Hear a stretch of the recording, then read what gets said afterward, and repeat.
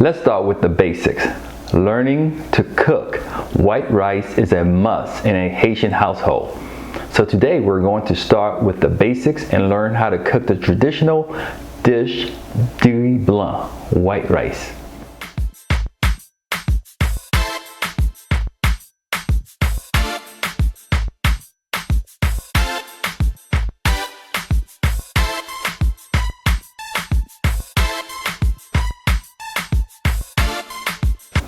Welcome to Dinner Ideas for the Haitian Cook. I'm Samuel Valmet, author of Dinner Ideas for the Haitian Cook. On our channel, we teach you how to cook traditional Haitian recipes. If you are new to our channel, please make sure to click on the subscribe button, comment, like, and share this video with a friend. And also don't forget to click on the notification button to get updated on all our new content. You can find any links that I mentioned in this video and the recipe in the description below. Don't forget to stay to the end of the video to receive my bonus tips. So let's get cooking.